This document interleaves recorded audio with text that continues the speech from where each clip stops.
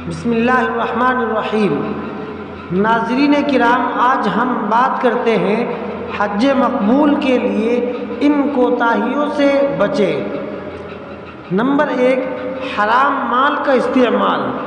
ہر حاجی کے لیے ضروری ہے کہ وہ پہلے اپنے مال کا جائزہ لے۔ اگر خدا نخواستہ حرام مال ہو، کسی کا حق مار کر حاصل کیا گیا ہو تو وہ واپس کر دے۔ نمبر 2، نیت کی خرابی، شہرت وغیرہ۔ حج میں نیت صرف اللہ تعالیٰ کو راضی کرنا ہو، شہرت اور مشہوری کی نیت نہ ہو تو عبادات بیکار ہے اور بے ثواب ہو جاتی ہے۔ نمبر 3، فحش گفتگو، بد نظری، بے حیائی۔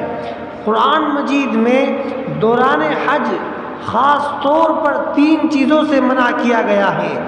جس نے حج کے مہینوں میں اپنے اوپر حج لازم کر لیا تو حج میں نہ فحش بات ہو، نہ گناہ ہو اور نہ جھگڑا ہو۔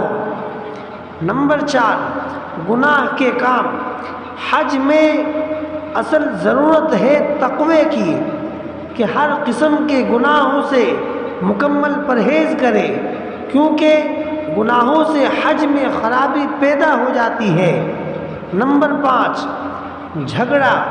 حاجی کے لیے صبر و تحمل اور قدم قدم پر غصے کا گھونٹ پینا اور خلاف مزاج بات کرنا، محض اللہ تعالیٰ کی رضا کے لیے صبر کرنا انتہائی ضروری ہے۔ واضح رہے کہ ذکر اللہ، طواف، نماز، بیت اللہ کو دیکھتے رہنے کا بلا شبہ بہت ثواب ہے، لیکن صبر کا ثواب ان سب سے زیادہ ہے۔ نمبر 6، حقوق العباد میں کوتاہی۔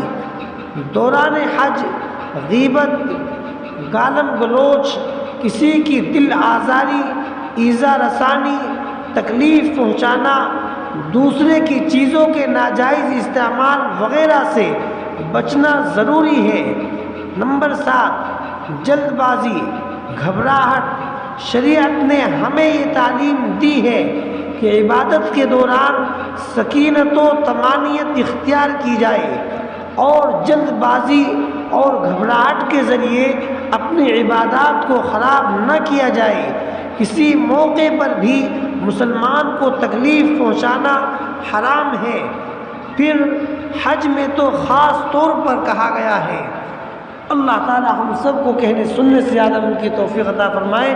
سبحان اللہ بحمدہ، سبحان اللہ العظیم۔